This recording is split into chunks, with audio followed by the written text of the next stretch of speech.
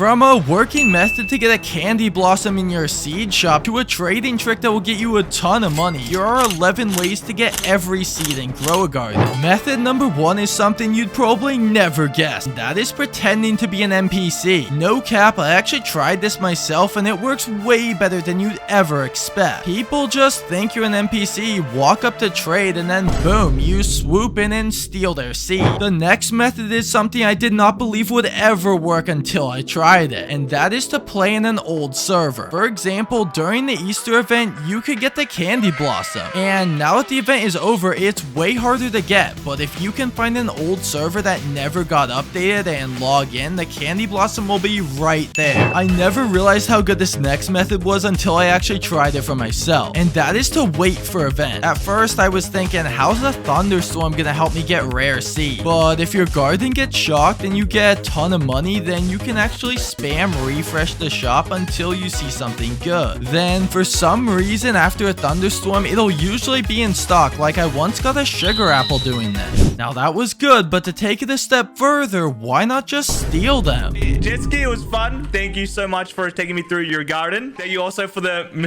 moon melon and... Yo! Because if you keep your eyes peeled, you can see when a player goes AFK, and if you're quick enough, you can steal their entire garden. But you'll have to be quick, because if they come back and catch you in the act, they'll definitely want revenge. You can steal? But what do you do if you want to get a rare seed ASAP, but you have no money, no seeds, or anything? If you said beg for fruits, then you're not wrong. But does it actually work? Well, there's a few tricks to it. To get the best luck, destroy all your crops so your garden is bare. Then make your avatar a bacon. Once you've done this, hang around good players when they're buying new seeds, because a lot of the time they will give you good seeds just because they have extra and feel bad that you look like a noob. So go test it out and maybe you'll get an elephant ear. Now, if you're willing to gamble and buying a fruit of your choice is too boring, don't worry, because every day you log in, you can complete daily quests for a random seed. You're probably thinking that you'll never get a good seed doing this, but not gonna lie, I've seen people get some crazy good stuff. None of us can stand this guy anymore because he always disappoints us. And of course, I'm talking about the dealer. He's the dealer because he never is the same or all the fruits in stock. And while most of the fruits are super common, you never know when you might get an ultra rare elephant ear or even a sugar apple in there. Now wait till you hear the worst way to get seeds, because you'll probably never guess it. The worst way is actually going AFK after watering a carrot. Like, yeah, it does technically have a chance to drop bonus seeds, but do you actually want more carrot seeds? Since Grow a Garden first released, there have been a ton of updates, and some of you might not know this, but sometimes you can actually get free seeds out of these updates. And if it's not a free seed, then you can actually sometimes get super rare fruits, like during the Easter event when you could get the candy blossom. I really like trading because if you're good at it, you can get higher value fruit just through chatting with someone. And unlike begging, there's not that much luck involved, so you can probably get some pretty good stuff. But there's two ways this could go very bad. Number one is that some toxic players will try and lowball you, and if you're not careful, you could end up selling a really good seed and almost get nothing in return. However, you won't even have the option to do that if trading is turned off in the server, and unfortunately, if that's the case, I don't know what to tell you. Now listen up, because by far the best method of getting every seed in Grow a Garden is to use a hidden code. Now obviously this is easier said than done, but codes usually last up to 3 days, so if you find one quick enough, it could be the method. Now this was good, but to find out what your Grow a Garden crop actually says about you, you're gonna have to watch this video next.